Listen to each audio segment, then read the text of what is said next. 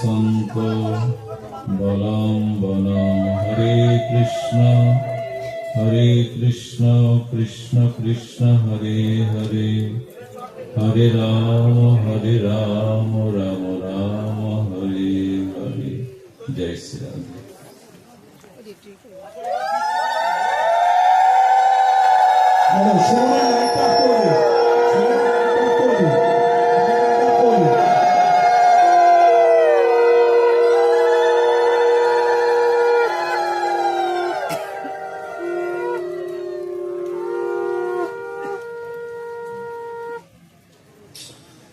যদি স্বয়মত কথাউদ যাদ শ্রদ্ধাশ্চ চ নির্ভিন্নমাতিশক্ত ভক্তি যোগস্য সিদ্ধদ। মূলধ্বনি বারবার দিও না। কলিপাবন অবতার শ্রী শ্রীকৃষ্ণ চৈতন্য মহাপ্রভু প্রেম পরতত্ত্ব সীমা রাসবিলাসীর চরম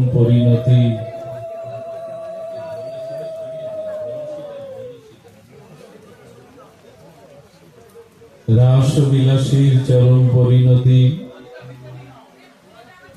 প্রেম বিবর্ত বিলাস শ্রীমূর্তি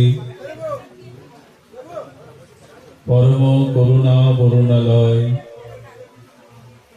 শ্রী শ্রী শচীনন্দন নদিয়া বিহারী শ্রী গৌর হরি। পতিত উদ্ধারণ পতিত তারণ পতিত পাবন বামনমাসিস্থ শ্রীমন্দির শ্রী অঙ্গনে মধ্যাহ্নকালীন গৌর গোবিন্দ ভোগারাধনা শ্রীমৎ ভাগবতীয় ভক্তি যজ্ঞের সুধা যজ্ঞের যে পরম আয়োজন, সেই পরম আয়োজনে এই মহা মহেন্দ্র ক্ষণে অমৃত ক্ষণে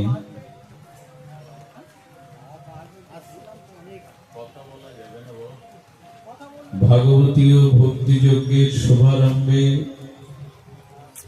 অস্মদীয় জীবন ধন জীবন সর্বস্ব প্রাতঃ স্মরণীয় পরম বন্দনীয় শ্রী শিল গুরু মহারাজের আতুল আতুল চরণ পবনার বিন্দে পরার্ধ কোটি দণ্ডবত প্রণতি। আজকের এই ভাগবতীয় পরিমণ্ডলে যিনি শ্রীধাম বৃন্দাবন স্থিত শ্রী বৃন্দাবনের মুকুটমণি শ্রী শ্রী রাধা কুণ্ড তটাশ্রয়ী ধামনিষ্ঠ নামনিষ্ঠ দৈন্যনিষ্ঠ বৈষ্ণবকুল পরমহংস শ্রী শ্রীমৎ প্রাণকৃষ্ণ দাস বাবাজি মহারাজের অহৈতুকী করুণায় অহৈতুকী কৃপায় আপনাদের ঐকান্তিক শুভ মানসে অভিলাষে আজকের এই ভাগবতী অনুষ্ঠানে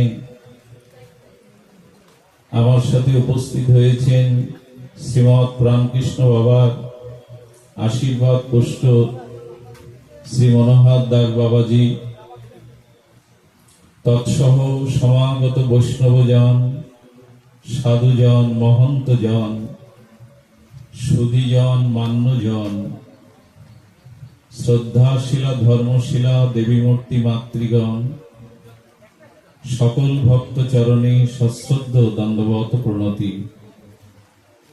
দীর্ঘ 5 ঘন্টার পথ অতিক্রম করে আমি কেবল নেমেছি।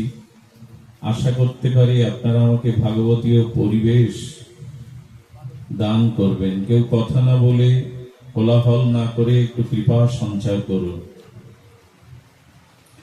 যদি শ্রয়ামত কথাও দো জাত শ্রদ্ধাশ্চ জপমান। যতদিন হরিকথা হরি নামে শ্রদ্ধা না আসছে, জাত শ্রদ্ধা, ততদিন ভক্তির স্পর্শ পাওয়া সম্ভব নয়। দেখুন, অনেক ভোগরাগ প্রস্তুত করলেন, অনেক উপচার ঠাকুরের সামনে দিলেন, তা কোনোদিন প্রসাদ হবে না যদি তুলসী অর্পণ না করেন। হবে কি? অনেক ভোগ রাগ সম্ভার উপচার শ্রী ভগবানের সম্মুখে দিলেন, কিন্তু তুলসী অর্পণ করলেন না, সেটি ভগবানের প্রসাদও হবে না। তেমনি যার জীবনে শ্রী হরিকথা হরিনাম রূপ শ্রদ্ধা নাই, তার জীবনও প্রসাদময় হতে পারে না, ভক্তি অনুকূল হতে পারে না।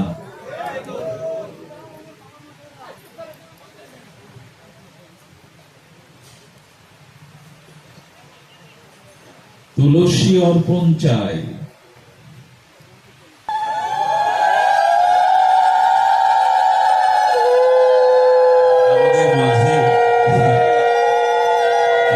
অনুষ্ঠান ধন্য, যিনি পদার্পণ করেছেন এই অনুষ্ঠান ধন্য। জয় শ্রী গুরু মহারাজ জি কি জয়, ভগবত আচার্য কি, বৈষ্ণব কুলমণি কি। আমার অহভাগ্য, ওনাকে এখানে আনুন বাবা, ওইখানে বসিয়েন না। না না বাবা, আমি বসবো না, তাহলে হরিকথা বন্ধ হয়ে যাবে। বাবা কৃপা করুন, করুণা করুন বাবা, বাবা কৃপা করুন, চরণে পড়ি বাবা কৃপা করুন। ব্যাসাসন থেকে উঠতে নেই বলে আমি যেতে পারছি না। আসুন বাবা, আসুন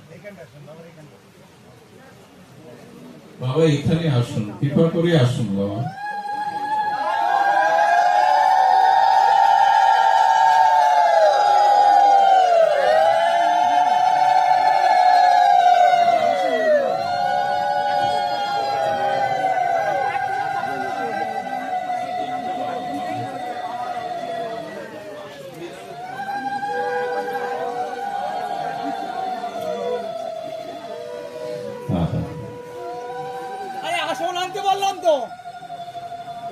বাবা আপনি এবার বসুন। যদি মত কথাও দৌ জাত শ্রদ্ধাশ্চ জপমান। কোন ভগবত ভক্তির সঙ্গ কৃপা হতে প্রাপ্ত সৌভাগ্য বিশেষে ভগবানের নাম রূপ লীলা কথাতে যদি দাত শ্রদ্ধা হয়, রুচি হয়, তখনই ভক্তি জগস্য সিদ্ধদ। এই অপ্রাকৃত শ্রী ভগবানের স্বরূপ বৃত্তি, স্বরূপ শক্তি, ভক্তি স্পর্শ তখনই হয় যখনই সাধু সঙ্গে মহৎ প্রসঙ্গে শ্রী ভগবানের নাম রূপ লীলা কথাতে জাত শ্রদ্ধা আসে। তুলসী অর্পণ না করলে কোন দ্রব্য প্রসাদের রূপ নেয় না, ভগবান গ্রহণ করেন না, ভক্ত গ্রহণ করতে চান না। তেমনি যার জীবনে শ্রী ভগবানের নাম, শ্রী ভগবানের নাম রূপ লীলা কথা স্পর্শ করেন, তার জীবন ভক্তিময় হতেই পারে না। এই জন্য লীলা কথা দিতে, নাম রূপ কথা দিতে শ্রদ্ধা চাই, তখনই নির্গুণা শ্রদ্ধা ভক্তির উদয় হবে। শুভারম্ভে একটি কথা আপনাদের নিবেদন করি। শ্রী ভগবান অর্জুনকে বলছেন, মনমনা ভব, একটু কৃপা করুন, শান্ত থাকুন। মনমনা ভব অর্জুন, একা পথ চলতে যেও না। এই দুস্তর মরুকান্তরময় জন্ম মৃত্যু জরাব্যাধি কাল কবলিত অভিশাপময় সংসারে একা পথ চলতে যেও না। অনেকবার একা পথ চলতে গেছো, লক্ষ্যে পৌঁছাতে পারোনি। অর্জুন, তুমি আমাকে সাথে নাও, আমাকে সাথে নিয়ে চলো, একা চলতে যেও না, লক্ষ্যে পৌঁছাতে পারবে না। অনেক জন্মই তো একা চলেছি আমরা, জীবনের লক্ষ্যে পৌঁছাতে পারিনি। তাই ভগবান বলছেন, আমাকে সাথে নাও আর মনটা আমায় দাও। খুব মার্মিক কথা হলো, আমার মন জন্ম জন্মান্তরের অবিদ্যা, অস্মিতা, কামনা বাসনায়, কুসংস্কারে আচ্ছন্ন। এই মন ভগবান কেন চাইছেন? ফুলমালা চন্দন চাইতে পারতেন, শুদ্ধ পবিত্র বস্তু চাইতে পারছেন। আমার মন তো অশুদ্ধ, কেন চাইছো? বলে আমাদের যে বস্তু অর্পিত হয় তার অশুদ্ধ থাকে না, পরম শুদ্ধ হয়ে যায়। মনটা আমায় দাও। আমাদের জিজ্ঞাসা হলো, মন তো কোনো বস্তু নয় গোবিন্দ, তোমার হাতে চাইলে আর অর্পণ করলাম। মন তো তোমাকে দিতে চাইলে ওই চঞ্চল বহির্মুখ, এই মন তোমাকে দিতে পারি না। কোন দ্রব্য তো নয় যে হাতে তুলে তোমার শ্রীহস্ত করপল্লবে অর্পণ করলাম। গোবিন্দ যে কথা বলেছেন বড় মার্মিক। বলেন, অর্জুন অতি শৈশবে শিশুকালে খেলনাকে মন দিয়েছিলে, ঘুমাবার সময় খেলনাটাও বুকে নিয়ে ঘুমাতে। আর কি করতে?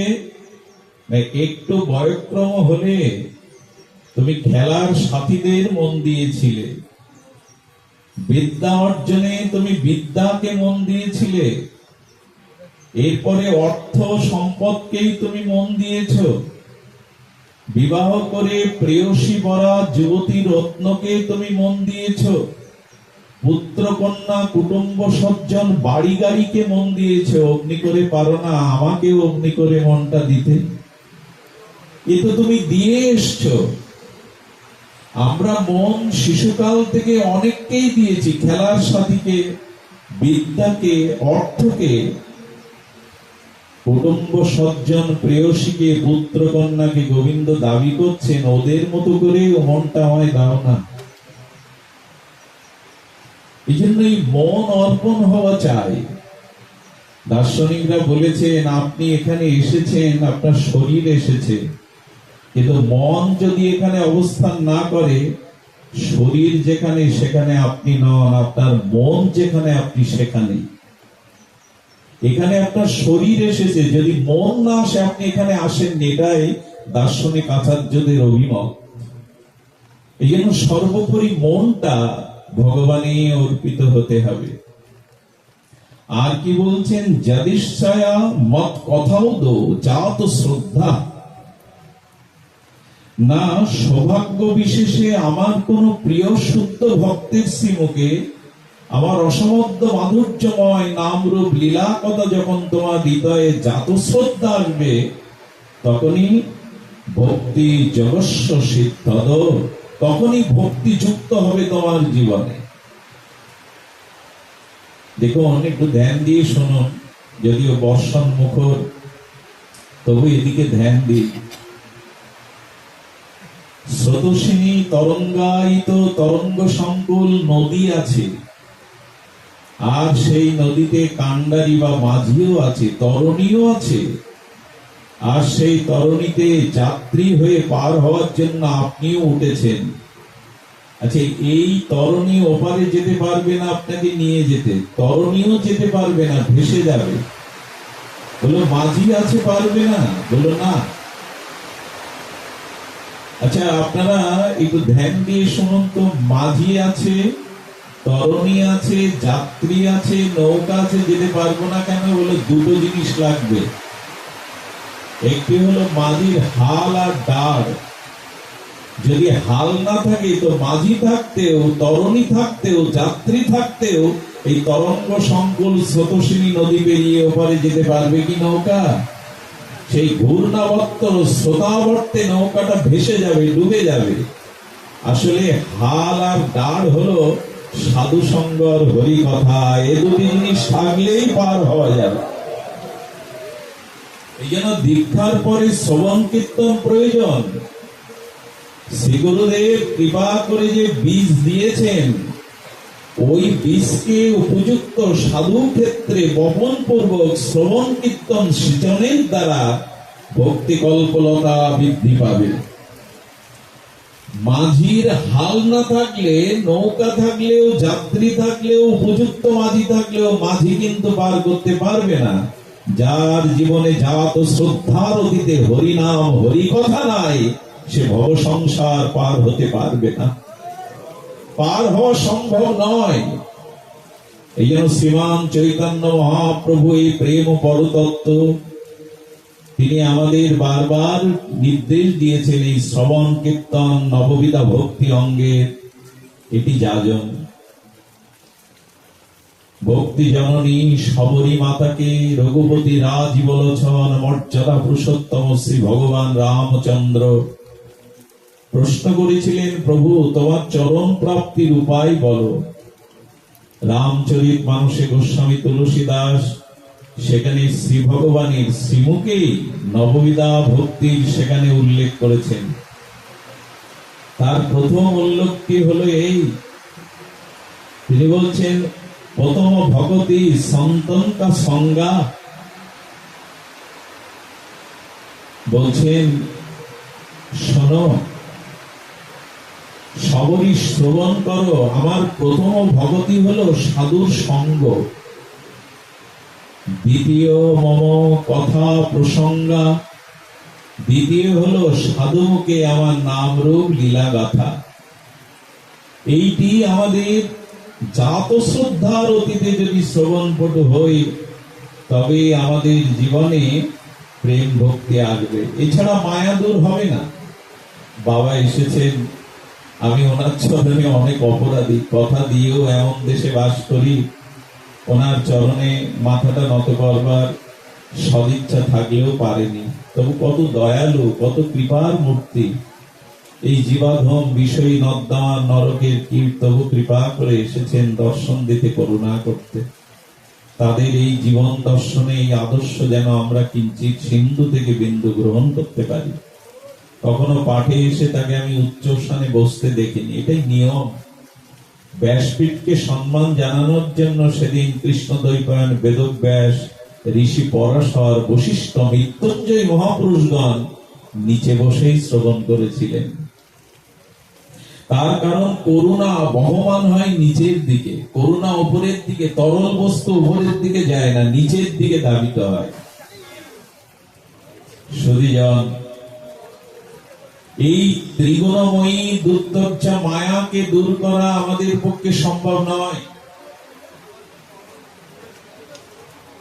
কষ্ট হয়ে যাচ্ছে সকলে, ধ্যান দিন। এক সরল ব্যক্তি গ্রামের, আর তিনি দেখছেন পূর্ব দিকে 8:30 বেজেছে সকাল, ওনার দেহটা 5 ফুট, কিন্তু ওনার ছায়াটা প্রলম্বিত হয়ে পড়েছে 12 ফুট মতো। হয় কিনা এটা? পূর্ব দিকে সূর্য উদিত হলে মানুষ 5 ফুটের মানুষের ছায়াটা কয় ফুট হয়ে প্রতিভাত হয়? 12 ফুট মতো হয়ে গেছে। ধ্যান দিয়ে শুনুন তো। 12 ফুট ছায়া দেখে তিনি তার গিন্নিকে বলছেন, একটা লাঠি দাও তো। আরে আমার দেহটা 5 ফুট দেখাচ্ছে 12 ফুট, আমি ওকে পিটিয়ে আমার মতোই করি। আরে আমি তো 5 ফুট আর আমাকে কেউ কালো দেখাচ্ছে, দীর্ঘ দেখাচ্ছে, লাঠি দিয়ে ছায়া পেটাচ্ছে। আচ্ছা, লাঠি দিয়ে ছায়াকে পেটালে ছায়া খাটো হবে তো? উনি 5 ফুট হবে তো?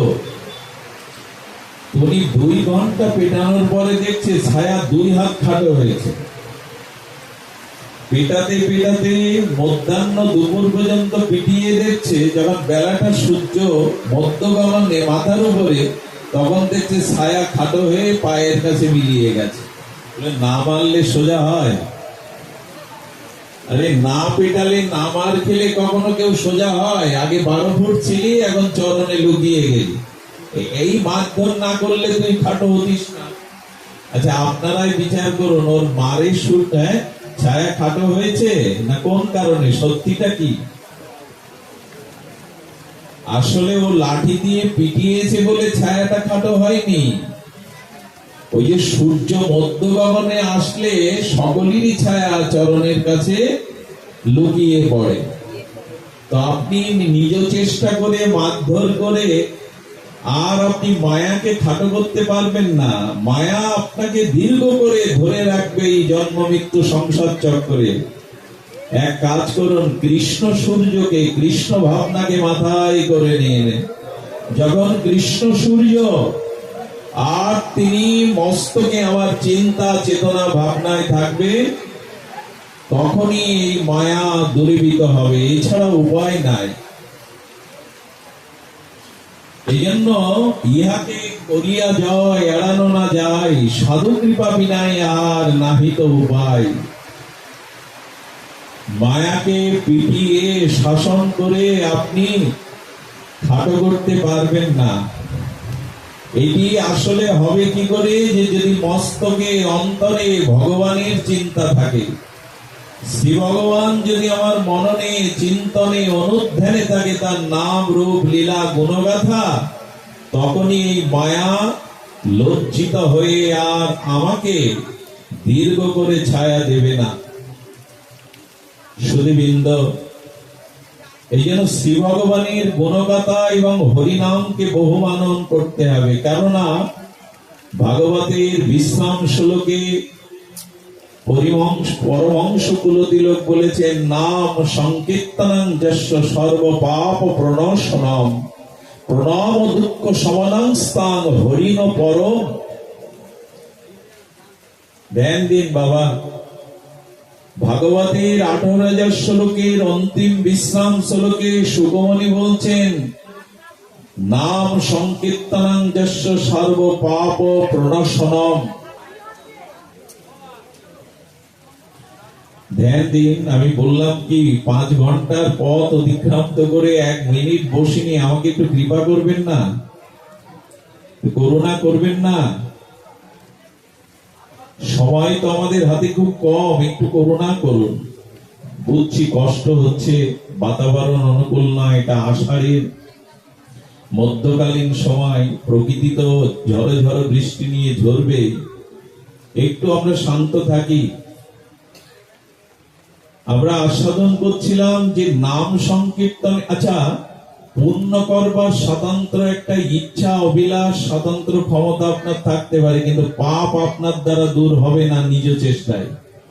খুব ধ্যান দিতে হবে কথাটি। পাপ আপনি নিজ চেষ্টায় দূর করতে পারবেন না, ওটা আপনার ইচ্ছা শক্তিতে বা আপনার নিজস্ব শক্তিতেই জীবনে পাপ দূর হয় না, কিন্তু পূর্ণ করতে পারবে। আচ্ছা, কাল আপনি বস্ত্র দান করবেন, এটা আপনার স্বতন্ত্র অধিকারে আছে। আগামীকাল এই ওখানে বসুন, এখানে আসবেন না, ওখানে বসুন, কথা বলেন না। জয় রাধে, জয় রাধে। কি হয়েছে, আগামীকাল একাদশী করবেন, কে আপনাকে নিষেধ করেছে? আপনি দান করবেন, কে আপনাকে নিষেধ করেছে? এগুলো পুণ্য কর্ম, করতে পারেন, কিন্তু যদি বলেন কাল থেকে আর মিথ্যা বলবো না, অন্তরে অসৎ চিন্তা করবো না, এই আপনার ক্ষমতায় নাই।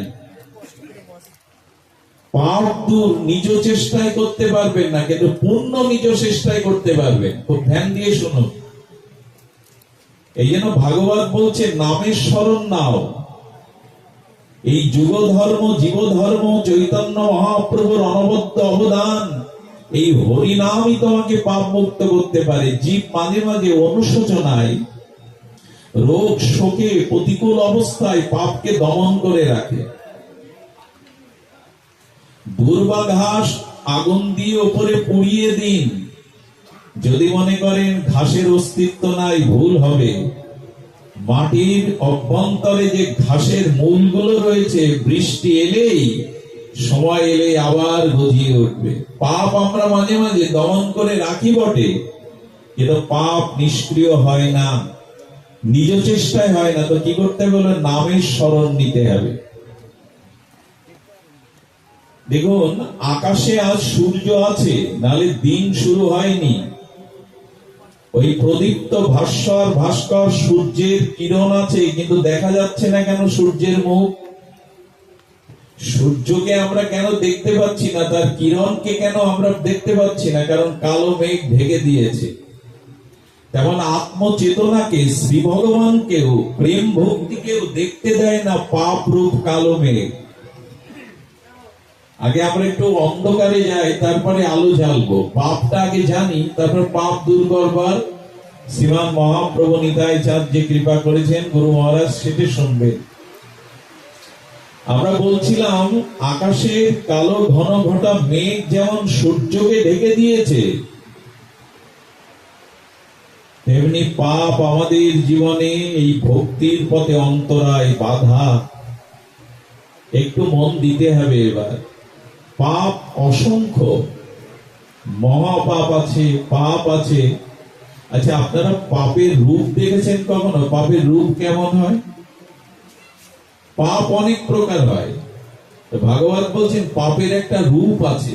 প্রত্যেক বস্তু ধর্মের একটা রূপ আছে না? হাতি, ঘোড়া, আগুন, জল, সবার একটা রূপ আছে। মানুষের একটা রূপ আছে। পাপের রূপ কি? একটু মন তো দিন, পাপের রূপটা শুনুন। পাপের রূপ চারটি। এক পা এগিয়ে যেতে পারবেন যদি মন দিয়ে শোনেন। পাপের রূপ চারটি। তার প্রথমটি হলো অন্ধকার। অন্ধকারের ধর্ম হলো বস্তু ধর্মকে আবৃত করা, ঢেকে দেওয়া। আপনি আপনার ঘরে রাখা জিনিস গাঢ় অন্ধকারে আলো না জ্বাললে নিজেও খুঁজে পান না। তেমনি আমার মধ্যে আত্মা আছে, বিবেক আছে, আমার বুদ্ধি আছে। এইগুলো পাপ রূপ অন্ধকারের দ্বারা আমি বিবেককে, আমার চেতনাকে, আমার সুবুদ্ধিকে আমি দেখতে পাই না। আমি যে ভগবানের দাস, আমার মধ্যে যে আত্মা বিরাজ করছে, এই উপলব্ধি, এই বিবেক, এই চেতনা পাপ রূপ অন্ধকারের রূপে ঢেকে দিয়েছে। এটা পাপের রূপ। আচ্ছা, ভয় দিনের বেলা বেশি করে না রাতের অন্ধকারে করে? দস্যুর ভয়, চোরের ভয়, বিভিন্ন প্রাণীকে আক্রান্ত হওয়ার ভয়। বলো, পাপ রূপ অন্ধকারের রূপ যখন আসে তখন মানুষ নির্ভয় হতে পারে না। সে ভয় আর ভীতু হতে থাকে। আশঙ্কা, ভয়, এইগুলি তার জীবনে আসে। আপনাদের একটু স্মরণ করিয়ে দেই, মহাপ্রস্থানের পথে ধর্মরাজ যুধিষ্ঠির অন্ধকারে পড়ে গেছিলেন। মনে পড়ে? যুধিষ্ঠির মহারাজ অন্ধকারে চিৎকার করে বলছেন, এই গাঢ় অন্ধকার কেন? এই বিভৎস গন্ধ কেন? চিৎকার কেন? বললে, মহারাজ আপনি ধর্মরাজ বটে, তবে কুরুক্ষেত্রে সামান্য একটু কৃষ্ণের বলা মিথ্যার কারণে আপনি এই নরকরূপ অন্ধকার দেখছেন। আমাদের কি হবে? পাপের রূপ কেমন? অন্ধকার, ঢেকে দেয় আত্মা, চেতনা, আমার বিবেককে ঢেকে দেয়। এই জন্য পাপের একটি রূপ হলো অন্ধকার। পাপের দ্বিতীয় রূপ শুনুন, এটি জানা প্রয়োজন, বিশেষ প্রয়োজন। পাপের দ্বিতীয় রূপ হলো চঞ্চলতা, বহির্মুখিতা। একটু অবাক করা কথা কি জানেন? যারা প্রতিদিন মদ খায়, খাওয়া উচিত নয়, মহাপাপ, যদি খায়, তো মদখোর মাতালকে কখনো বলতে শুনেছেন, মদ খেতে আমার মন চায় না? শুনেছেন কখনো কোনো মাতালের মুখে? আচ্ছা, যে চুরি করে সেই চোরকে কখনো বলতে শুনেছেন, চুরি করি বটে কিন্তু চুরি করতে আমার মন চায় না? মন চাই বলেই তো করে। আইন আছে, পাপ আছে, জেনেও চুরি করে। আচ্ছা, যারা নেশাবান করে, যারা জুয়া খেলে, তাদের বলবেন তো? বলে, মন চাই বলেই তো সব কিছু খুইয়ে, সর্বস্ব খুইয়ে, জলাঞ্জলি দিয়ে ভিখারি হয়, তবু জুয়া খেলা ছাড়ে না।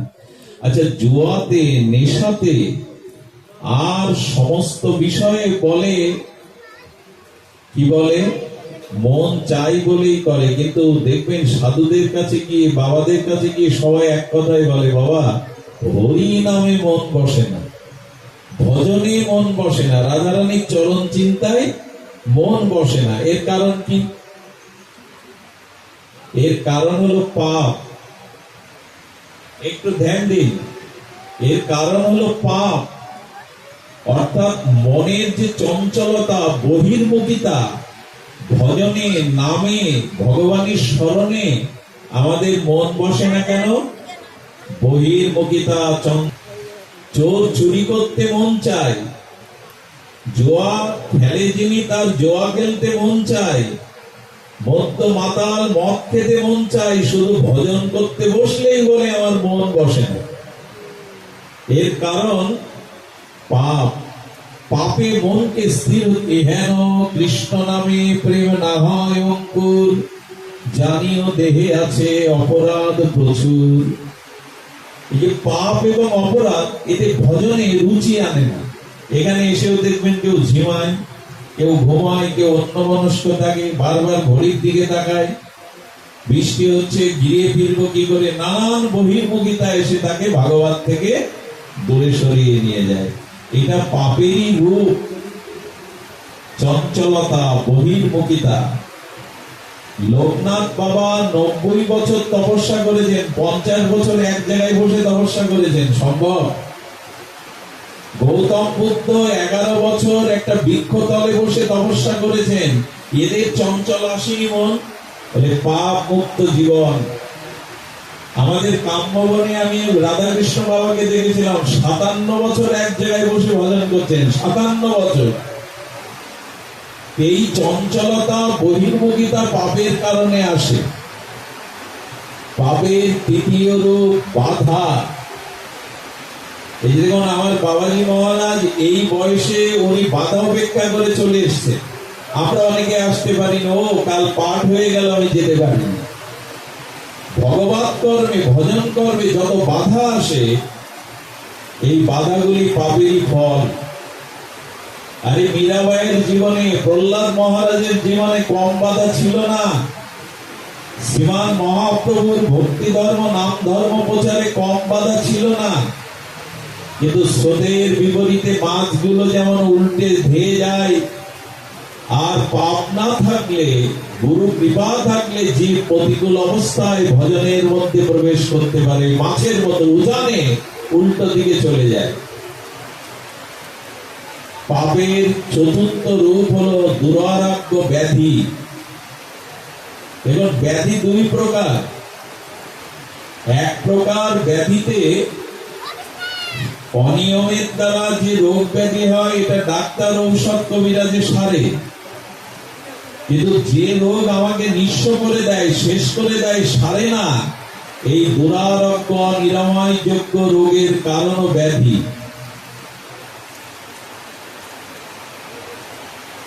দিল্লিতে একটা দৃষ্টান্ত এসেছে, সত্য ঘটনা। দিল্লিতে দুই বন্ধু শেয়ার মার্কেটের ব্যবসা করত। একবার শেয়ার মার্কেটে কয়েক কোটি টাকা তাদের মুনাফা হয়।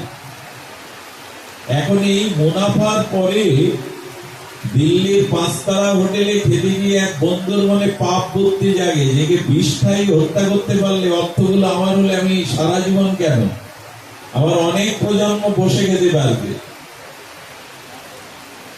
তো কি ঘটেছে, হোটেল বয়কে দিয়ে বিষ আনিয়ে তাকে টাকা দিয়ে বিষ খাইয়ে মেরে বন্ধুর সম্পদ সব লুণ্ঠন করে কলকাতায় ফ্ল্যাট বাড়ি করেছে, গাড়ি করেছে, সুন্দরী রমণী এনেছে, সুখের সংসারে ফুটফুটে একটি বাচ্চা জন্ম নিল, ছেলে সন্তান। এর যখন 2 বছর বয়স, এক অজানা দুরারোগ্য ব্যাধিতে জীবনের যা সঞ্চয় ছিল অর্ধেক খরচ হলো, কিন্তু তাকে সুস্থ করতে পারেনি।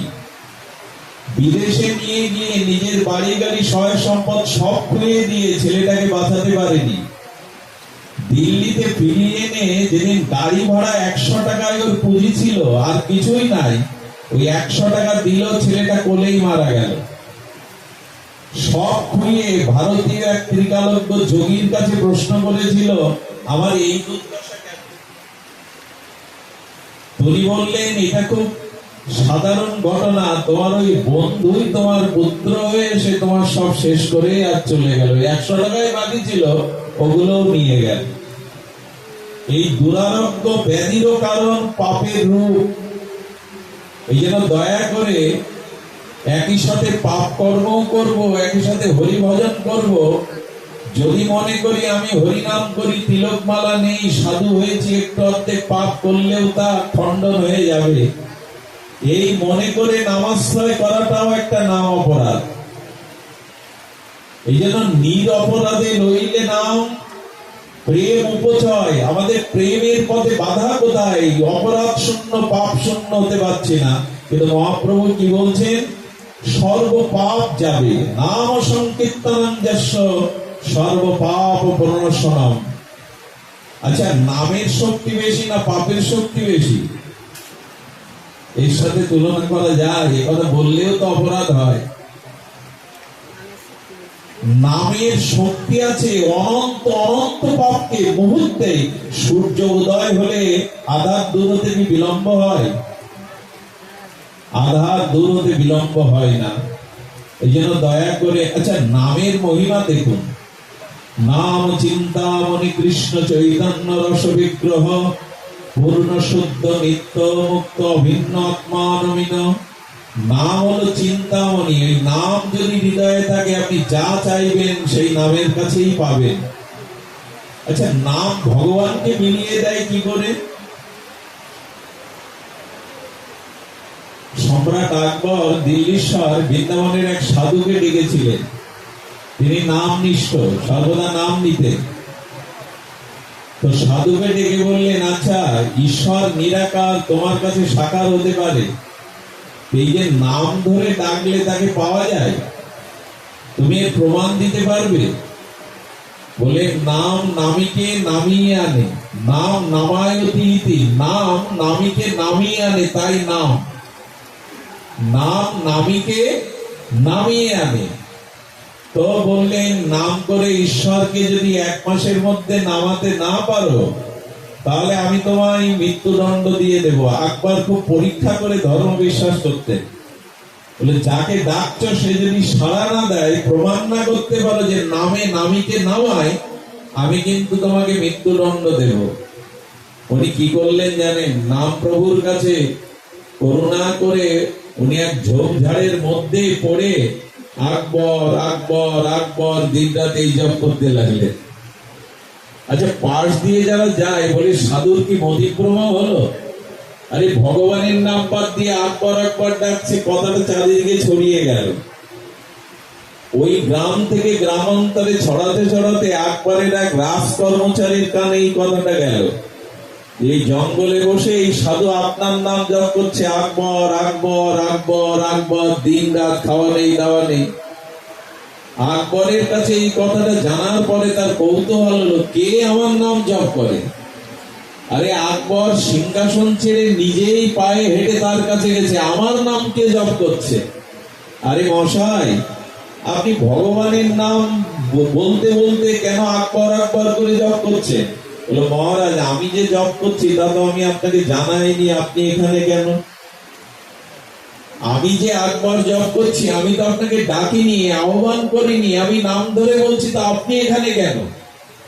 বলে এটি কি আর চাপা থাকে? তুমি আকবর আকবর বলছো, এটা লোকান্তরে ছড়িয়ে গেছে, তাই তো ডাকছি। বললেন, আপনি জগতের পিতামাতার দেওয়ার এক আকবর নাম ডাকলে যদি আপনি সম্রাট হলেও আমার কাছে আসতে হয় এই বাগানে, তো হরি হরি করে কৃষ্ণ কৃষ্ণ করে ডাকলে ভগবান অবশ্যই নেমে আসে, ভগবান নেমে আসে। সুধীবৃন্দ, নাম নামায়তি ইতি।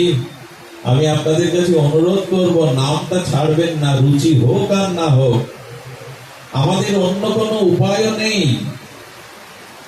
আমি মাঝে মাঝে কষ্ট পাই, হৃদয়টা বিগলিত হয়। গ্রামগঞ্জে যাবেন, মায়েরা হাঁস মুরগি বসে দেখবেন, খুদকুড়নি কি বলে জানেন না? হাঁসকে হাঁস বলে ডাকে, কি বলে ডাকে? চই চই চই চই করে ডাকে। আর মরক মুরগিকে কি বলে ডাকে? কি যেন বলে, টি টি করে ডাকে। এইভাবে আদর করে ডাকতে থাকে খাদ্য বাড়ি। ওরা আসে কিনা বাবা? আশ্চর্য কথা কি জানেন? মানুষ মরক মুরগি হাঁসকে চি চি করে চই চই করে আদর করে ডাকে। আরে ঘরে কোনো প্রতিদেবতা গেলে তার স্ত্রীকে কি বলে ডাকে জানে? ওগো শুনছো? মিষ্টি করে ডাকে, ওগো শুনছো? তুমি একবার অগ্নি করে ভগবানকে ডাকো না, ভগবান তোমার নাম শুনে অবশ্যই আসবে। আরে ঘরের স্ত্রীকে ওগো শুনছো বলে মানুষ ডাকে। চই চই করে খুদকুড়ো নিয়ে হংসকে ডাকে, টি টি করে মরক মুরগিকে ডাকে। তারা যদি ডাক শোনে, তবে স্বয়ং নামই ভগবান করুণানিধি, তিনি কেন নেমে আসবেন না? নামটি সাথে রাখুন। শ্রী হরি নাম, এটি এই যুগ ধর্ম, সাধ্য সাধন তত্ত্ব যা কিছু সম্বল, হরিনাম সংকীর্তনে মিশাল সকল। এই নামের মধ্যে সর্বনিধি আর সর্বশাস্ত্রে সার এই নামের মধ্যেই দিয়ে গেছে। তবে নাম নেওয়ার জন্য হৃদয়ে ব্যাকুলতা চাই, হৃদয়ে উৎকণ্ঠা চাই। ভগবান অনুরাগে ছাড়া পাওয়া যায় না। দেখুন, রাগ এবং অনুরাগ দুটো শব্দ আছে। তানসেন দীপক রাগের দ্বারা প্রদীপ জ্বালাতে পারতেন। প্রদীপ অর্থাৎ সঙ্গীতের রাগ রাগিনীর দ্বারা আলো জ্বলে উঠত। আরো শুনলে অবাক হবেন,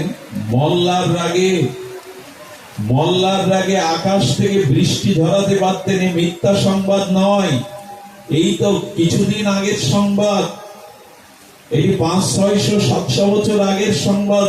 মল্লার রাগে বৃষ্টি নামাতে পারতেন আকাশ থেকে। আর দীপক রাগে প্রদীপ গুলো আপনি জ্বলে যেত, এত রাগের ক্ষমতা। এটা যদি রাগের ক্ষমতা হয়, ভগবানের অনুরাগের ক্ষমতা কেমন হতে পারে? শ্রী ভগবানের কারো যদি প্রীতি আসে, অনুরাগ আসে, ওরে রাগের দ্বারা যদি প্রদীপ জ্বলতে পারে, রাগের দ্বারা যদি আকাশ থেকে বৃষ্টি নামতে পারে, ভগবানের অনুরাগের দ্বারা ভগবান নামতে পারে, তোমার করে নিতে পারে।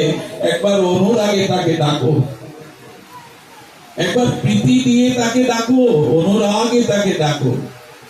এই অনুরাগের ডাক কেমন জানেন? মীরাবাই বৃন্দাবনের অলিতে গলিতে আর তার গিরিধারী লালের জন্য তিনি ব্যাকুল হয়ে ঘুরতে ঘুরতে ডাক পেলেন, দ্বারকায় এসো।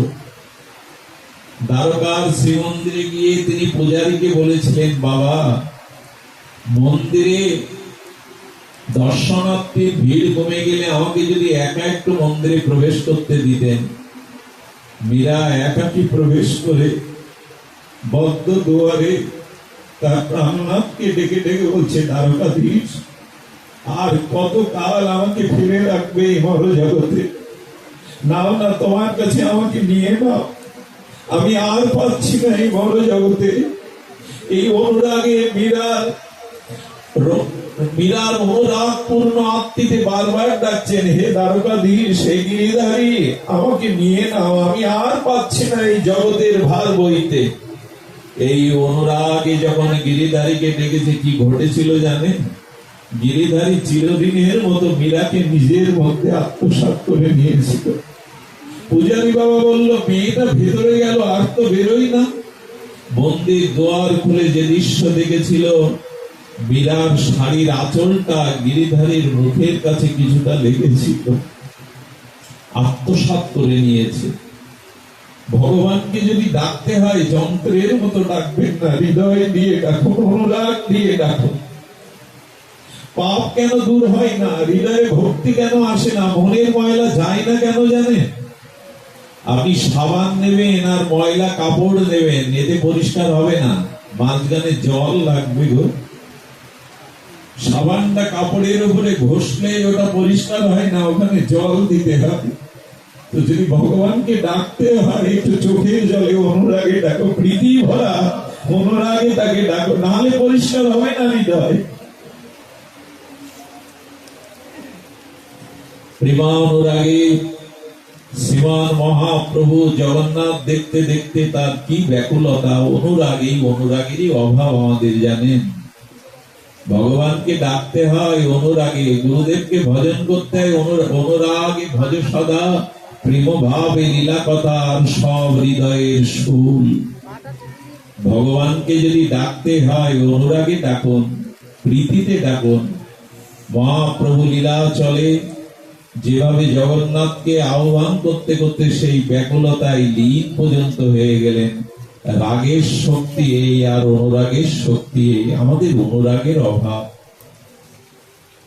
পরমহংসদেব বললেন, ওরে সারা জীবন আর এই রোগ শোক সংসার স্ত্রী পুত্রের জন্য কাঁদলি, কই গোবিন্দ বলে তো কাঁদলি না? অনুরাগ কেমন জানেন? কি করে বোঝায় আমি? আমার তো নাই। আমাদের এই দক্ষিণেশ্বরের পরমহংস এই কলকাতা মহানগরীর বুক ছেড়ে যে দক্ষিণেশ্বরের ভাগীরথী গঙ্গা বয়ে গেছে, প্রতিদিন তিনি ওই ঠাকুর দালানে মুখ ঘষতেন, ছটফট করতেন, মুখটা লাল রক্তাক্ত হয়ে যেত। স্বামীজিরা গিয়ে আর পরমহংসদেবকে তারা সান্ত্বনা দিতেন, ঠাকুর উঠুন, ঠাকুর এভাবে মুখ ঘষবেন না, পাকা হয়ে যেতে, রক্তাক্ত হয়ে যেত। ওই অঞ্চলে তখন সাঁওতালদের বাস ছিল। ওরা আসতো আর বলতো, ও স্বামীজি, তোমাদের ঠাকুরের কি মির্গির রোগ? প্রতিদিন সন্ধ্যা হলে মুখ ঘষে মেঝেতে ছটফট করে। ওদের কি করে বোঝাবেন এই রোগ সবার হয় না? ঠাকুর যখন সূর্য অস্ত যেতে বলতো, মা দিন তো চলে গেল, দেখা তো দিলি না, দিনমণি তো অস্ত গেল, দেখা তো দিলি না। তীব্র অনুরাগের এই হলো পরিচয়। একটা দৃষ্টান্ত দেই, যদি এই অনুরাগে তাকে ডাকতে পারেন নামে, তার শ্রী নামে ভজনে, তবে তাকে আসতেই হবে। দৃষ্টান্তটা কেমন জানেন? আহা, 12 বছর পর কোন দম্পতি দেবতার দুয়ারে মাথা কুটি কুটে একটা সন্তান পেয়েছে। সব সন্তানই মায়ের কাছে গোপাল। ছেলেটার যখন 4 বছর বয়স না, মহাকাল মৃত্যু এসে মার কোল থেকে নিয়ে গেল। ডাক্তার বলে দিয়েছে, আর তোমাদের সন্তান পাওয়ার সম্ভাবনা ইহকালে নাই। আচ্ছা, ওই সন্তানটি মারা যাওয়ার পরে ওই গর্ভধারিণী মায়ের যে অবস্থা হয়, অনুরাগকে বোঝাতে গেলে এইখানে কিছুটা বোঝানো যায়। কি করে জানো মা? 2-3 দিন তার চোখে ঘুম থাকে না, তার গায়ের বস্ত্র ঠিক থাকে না, দিন রাত তিনি অনিমেষ নয়নে ওই মুখটাই দেখতে থাকেন, আমার গোপাল কোথায়। আয় বাবা, তার মাথায় যদি প্রতিবেশীরা এক বালতি জল দিয়ে স্নান করাতে যায়, দেখবেন জলটা সঙ্গে সঙ্গে শুকিয়ে যায়, এত তাপ। তার গাল শীতে যদি কেউ দুধের বাটি দিয়ে দেয়, গাল দিয়ে ঝরে যায়, গালের ভিতরে দুধটা যায় না। ওই অনিমেষ নয়নে পাথর দৃষ্টিতে চেয়ে ওই হাতগুলো মনে পড়ে, ওই মুখটা মনে পড়ে, ওই ছোট কচি মুখটা তার মনের দুয়ারে ভেসে আসে। 3-4 দিন তার এই অবস্থা হয়। জগতের আর অন্য কোনো দিকে তার দৃষ্টি থাকে না। যদি ভগবানের জন্য কারো এমন হয়, তবে সে ভগবানকে পায়, সেই নামে ভগবানকে নামিয়ে আনে। তো মুখের কথায় হয় না গো। শ্রীগুরু পাদ পদ্মে ভজনে রতিমতি এলেই আমরা এখন ভজন করি, সেই ভজনটা যন্ত্রের মতো, যন্ত্র টিপে দিলে যেন বাজে। ভজন যেন কারো যন্ত্রের মতো না হয়, অনুরাগে ভজতে হবে। যেটুকু হরি ভজন করবেন, ভগবত ভজন, এটা অনুরাগে হতে হবে। অনুরাগ কাকে বলে? সেই ভাষায় আমরা পরিভাষা বুঝছিলাম। অনুরাগ কাকে বলে জানেন? পরম প্রেম ভক্তি স্বরূপম। দেবশ্রীপাদ তার ভক্তি সূত্রে প্রথম সূত্র বলেছেন অনুরাগ কেমন জানেন? খুব ধ্যান দিতে হবে। এবার লাগুক না একটু বৃষ্টি, না হয় ভিজি আমরা। ব্রজবাসীরা তো 7 দিন ঝড় বৃষ্টির মধ্যেও কৃষ্ণকে ছেড়ে কোথাও যায়নি। তো যেখানে হরি কথা সেখানেই তো হরি। একটু কষ্ট হলেও আসুন আমরা শ্রবণ করি। অনুরাগ না হলে এই শুধুমাত্র লোককে দেখানোর জন্য, প্রচারের জন্য যন্ত্রের মতো ভজনে কোটি জন্মেও কিছু হবে না। অনুরাগ চাই। আমি অনুরাগের পরিভাষা বলছিলাম কেমন জানেন?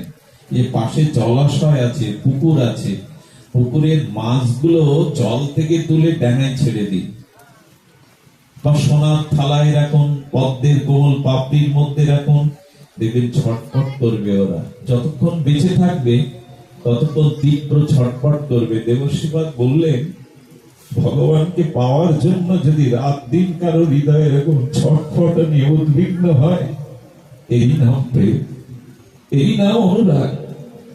আমাদের তো হয় না। অনুরাগ কাকে বলে? সর্বের মাথায় মণি থাকে, ফণির মাথায় মণি থাকে, এটা শুনেছি না দেখলেও, আর এটা সত্য। ওই ফণিরূপ সর্বের মস্তক থেকে যদি মণিটা কখনো হারিয়ে যায়, সে পাগল হয়ে যায়। যতক্ষণ মণির সন্ধান না পায়, তীব্র উৎকণ্ঠায় সেই মণির পিছনে খুঁজতে থাকে, ছুটতে থাকে। তুমিও তখন, তোমারও অনুরাগ এইভাবেই বোঝা যাবে যেদিন ভগবানের চরণ পাওয়ার জন্য আর মণিহারা ফণির মতো ব্যাকুলতা তোমার আসবে। ওই সেই ব্যাকুলতা, খেয়ে পরে হেসে হাসি তো ভালোই কাটছে দিনগুলো, ব্যাকুলতা কই? আর কি দৃষ্টান্ত দিয়েছেন মহাজন? বললেন, দেখুন, পাখিগুলো খড়কুটো জোগাড় করে একটা বাসা তৈরি করে গাছের ডালে। ওই বাসার মধ্যে দুটো ডিমকে অনেক দিন ধরে তা দেয়। পাখি তা দিতে দিতে দিতে দিতে চোখটা জমিদের মতো গাঢ় লাল হয়ে যায়। তাদের দৃষ্টি থাকে ওই ডিমের দিকে। ওই তাপ দিতে দিতে সেই পাখির নীড়ে আর ডিমগুলো প্রকাশ হয়ে তার থেকে পাখির শাবক বেরোয়। একটু কল্পনা করুন না, ওই জায়গায় চলে যান, মনটাকে ওখানে নিয়ে যান। মা পাখিটা করে কি, শস্য দানা আনার জন্য ঠোঁটে দেবে বলে বাইরে চলে যায়। আর ডিম থেকে সদ্য প্রকাশিত পাখির শাবকটির চোখ তখন পুরোপুরি খোলেনি, অর্ধ নির্মিলিত, পাখনাটাও মেলতে পারেনি। চি চি করে তার মাকে ডাকে।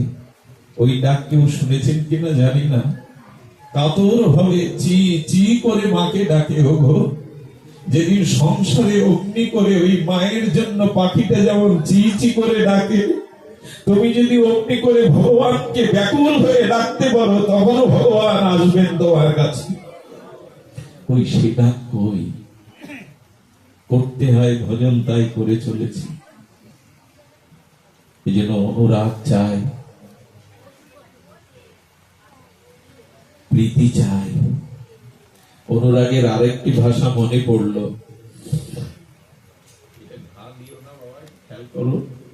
অনুরাগের আরেকটি ভাষা মনে পড়লো, একটু ধ্যান দিন। আচ্ছা, ছোট বৎস গাভীর বাছুরকে বেঁধে রেখে রাখাল মা গাভীকে নিয়ে যাচ্ছে। আপনারা লক্ষ্য করবেন, ওই দড়িতে আবিষ্ট হওয়া বাছুরটি মায়ের কাছে যাবে বলে কিভাবে ছটফট করে। বা গোষ্ঠ থেকে, উত্তর গোষ্ঠ থেকে গাভীটি যখন ফেরে, তখন ওই বৎসটি মায়ের কাছে যাওয়ার জন্য কত ব্যাকুল হয়ে, উৎকণ্ঠিত হয়ে ছটফট করতে থাকে। ঠিক তেমনি এই সংসারে শ্রী ভগবানকে পাওয়ার জন্য যেমন ওই রকম ছটফটানি রাত দিন আপনার হৃদয়ে আসবে, তখনই জানবেন যে আপনার অনুরাগ এসেছে। তবে গুরু সেবা ব্যতীত, মহৎ সেবা ব্যতীত এই অনুরাগ আসবে না। এগুলো গুরু কৃপা সাপেক্ষ। মনে পড়ে বাবাজি মহারাজের একটি লীলা কথা, আপনারা অনেকবার পাঠে শুনেছেন। সারা জীবন গুরু মহারাজের চরণ সেবা করে গেছেন, কিছুই চাননি জীবনে। প্রাণ ঢালা অকৃত্রিম নিষ্কপটে সেবা, নিজের কিছু চাইনি, ইহকাল পরকালের কিছু চাইনি। বাবাজি মহারাজ অপ্রকাট হবেন, তখন বলছে, কি রে পিতা মাতা, জীবন যৌবন সব সঁপে দিলি আমার সেবায়, কিছু চাইবি না? আমার যাওয়ার সময় হয়েছে, দেখ গোপন কথা বলি, আমি তোকে বৈকুণ্ঠ গতিও দিতে পারি, চেয়ে নে, চেয়ে নে, কি চাইবি চেয়ে নে। স্থির হয়ে নির্বাক হয়ে বাবার চরণের দিকে তাকিয়ে ফুপিয়ে ফুপিয়ে কাঁদছে, কি রে কিছু চাইবি না? অনেকক্ষণ পর ক্ষীণ কণ্ঠে বলছেন, আমি যা চাইবো তা আপনি দেবেন না। ওরে পাগল, সারা জীবন চরণে সেবা করে গেলি, তুই চাইলি দেব না, চেয়ে যা। বলে, মাথায় হাত দিয়ে বলুন, যা চাইবো তা দেবেন। বলে, তোর এখনো আস্থা এলো না? তবে নে, এই তোর মাথায় হাত রাখলাম, চেয়ে নে। চোখের জলে সজল নয়নে বলে চলেছে, দেখুন এইটাই চাইতে হয়। গুরুদেব, যদি কোন জন্মের কোন সুকৃতিতে আপনার কৃপা বলে চরণ সেবা করি, তবে আমি বৈকুণ্ঠ চাই না, আমি স্বর্গ চাই না, আমি ধন মান প্রতিষ্ঠা চাই না, তবে কি চাই তো? বলেন, আপনার যে সম্পদ ওটি চাই। আপনার যে সম্পদ সেটি চাই। কি সম্পদ চাইলো জানে?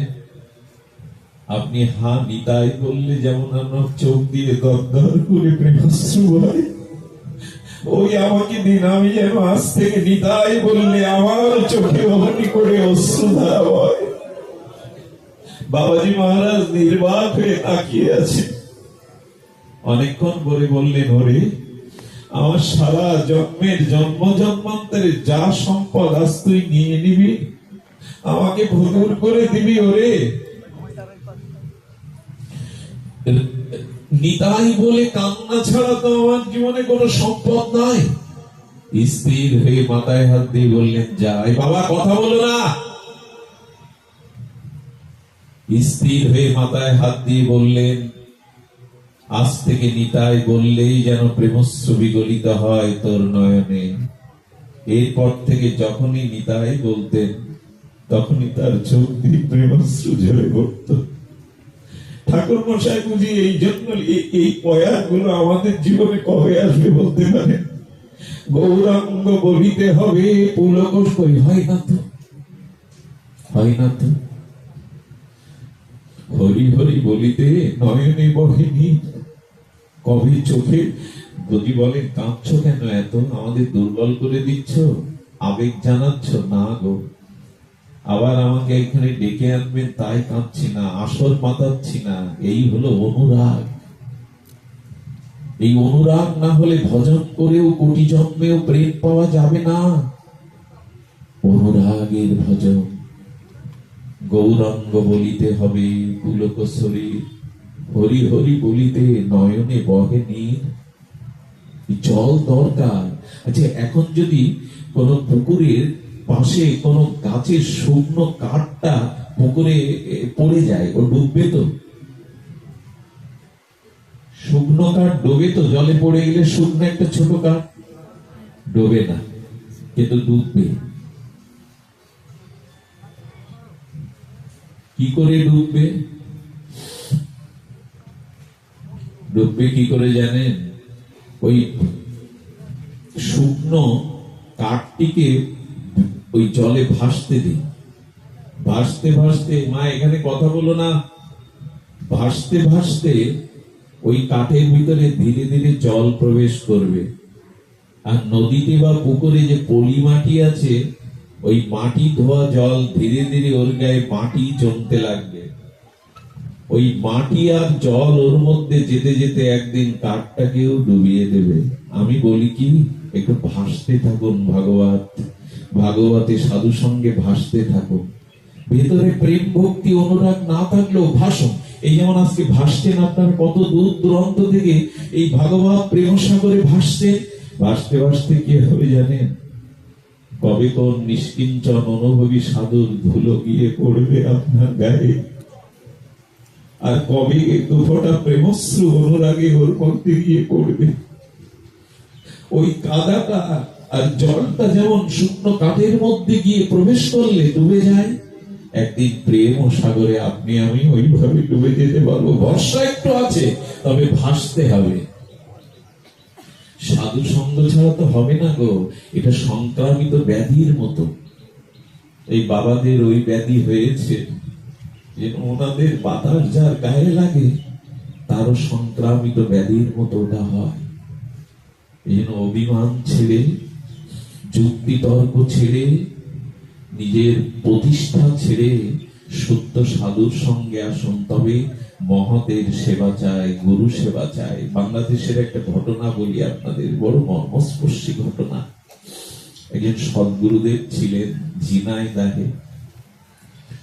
উনি একবার একটা অসময়ে এসে শিষ্যদের বলছেন, আমাকে একটু তরমুজ খাওয়াতে পারিস?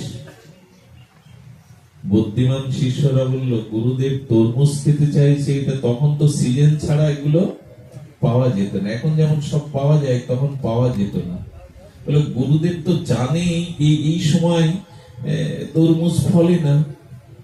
সুধীবৃন্দ, কোন কোন শিষ্য তর্ক, গুরুদেবের কথায় অনেকে এরকম তর্ক করছে, গুরুদেব এটা বললো কি করে, এটা তো মানানসই না। সবাই যখন নীরব, এক সরল গ্রামের যুবক বললেন, গুরুদেব আপনার কৃপা হলে আমি চেষ্টা করে আনতে পারি। এবার গুরুদেব যখন কিছু বলেন, যুক্তি দিয়ে মাপবেন না, নিজের বুদ্ধি দিয়ে বিচার করবেন না। উনি বলছেন মানে এই কথার মধ্যে আমাদের কোনো মঙ্গল লুকিয়ে আছে। মোবাইল গুলো বন্ধ করুন দয়া করে, যুক্তি আছে। গুরুদেব কিছু বলছেন, এটা যুক্তি দিয়ে বিচার করবেন না। ধ্যান দিন। কি ঘটেছে জানেন? যুক্তি হলো এই যে উনি বেরিয়ে পড়েছেন, ওনার কাছে 4টি টাকা ছিল তখনকার দিনে। 4 টাকা নিয়ে গুরুদেব তরমুজ খেতে চেয়েছেন। 2 দিন বিভিন্ন বাজারে বাজারে হেঁটে রোদ্রে পুড়ে আর ঘুরে ঘুরে তরমুজ পাননি, কাঁদছেন গুরুদেব। এই জীবন রেখে লাভ কি? আপনার সেবায় যদি না আসতে পারলাম গুরুদেব, এই জীবন রেখে লাভ কি? সুরবিন্দ এই ভাবতে ভাবতে 2 দিন কাতর হয়ে ফিরে গিয়ে গুরুদেবের চরণে ক্ষমা চাইবে বলে যখন কাঁদতে কাঁদতে মনে ব্যথা নিয়ে আসছে, দেখছে 2টো তরমুজ একজন ঝুড়িতে করে বাজারে নিয়ে যাচ্ছে। অন্ধকারের মধ্যে আলো দেখলে যেমন আশা জাগে, গিয়েই চরণে পড়েছে। কে তুমি? এই সময়ে তরমুজ নিয়ে কোথায় যাচ্ছ? বললো বাজারে। বলে তরমুজ 2টি দয়া করে আমায় দাও। সত্য ঘটনা বলছে, আমাদের ঝিনাইদহের ঘটনা। বলে না, আমায় দাও। আচ্ছা, কত মূল্য নেবে এই 2টো তরমুজের? তখনকার দিনে 15 টাকা চেয়েছিলেন। উনি বললেন এই 4 টাকা ছাড়া তো আমার হাতে নাই। বলে অসময়ের ফল আমি জানি অনেক মূল্য, কিন্তু আমার কাছে এছাড়া কিছু নাই, দাও না দয়া করে, আমার যে বড় প্রয়োজন ওটি। বললেন অসময়ের ফল 15 টাকা, কোথায় 4 টাকা, এটা সম্ভব না, ফিরে যাও। 4 টাকা হাতে গুঁজে কেঁদে বলছেন আমার গুরু সেবায় লাগবে গো, আমাকে বঞ্চিত করুন। শোনো, আমি একটা কথা দিচ্ছি, আমি তোমার বাড়িতে 2 মাস তোমার জোর মজুরি খেতে দেবো, যা বলবে তাই করবো। দাও না, দাও না, আমার কাছে তো আর কিছু নেই ছাড়া। এ আবেগ নয়, গুরুদেবের সেবার জন্য কি ব্যাকুলতা এটা বলতে পারে। আমি 2-4 মাস আপনার বাড়িতে জোর মজুরি খেতে দেবো, যা বলবেন তাই করব। বাথরুম পরিষ্কার, ড্রেন পরিষ্কার, যা বলে। দাও না। ওর দিকে তাকিয়ে দেখছে, সত্যি চোখের জলে বড় ব্যাকুল হয়ে কথাটা বলছে। তরমুজ 2টো দিয়ে দিল। কালকে কিন্তু আসতে হবে আমার বাড়িতে, শোধ করতে হবে। বলে হ্যাঁ, আমি ভুলে যাব না। তরমুজ 2টো নিয়ে যখন আশ্রমে এসেছে, ওকে বাইরে দেওয়ার পরে গুরুদেব 2 দিন ঘরের মধ্যে ছিলেন, বাইরে আসেননি। দুয়ার খুলে যখন গুরুদেবের চরণে গিয়ে ভোগ লাগিয়ে তরমুজটা দিয়েছে, অন্য শিষ্যরা বলছে বারে, আমরা যতদূর জানি এই সময় তো এই ফল ফলেনি, কোথায় বা পেল? আমরা একটু গুরুদেবকে কত কটু কথা বললাম, যুক্তি তর্ক দিয়ে বললাম। গুরুদেবের কি এই চেতনা নেই যে এখন তরমুজ পাওয়া যায় না? সবাই ওই সরল যুবকের দিকে তাকিয়ে আছে, চোখের জলে তরমুজটা শ্রী গুরুদেবকে দিয়ে চরণ সেবার জন্য যে চরণে হাত দিয়েছেন। বলে চরণে হাত দিস না, বড় ব্যথা রে, বড় ব্যথা পায়। গুরুদেব আপনি তো কোথাও যাননি, ব্যথা লাগলো কি করে আপনার?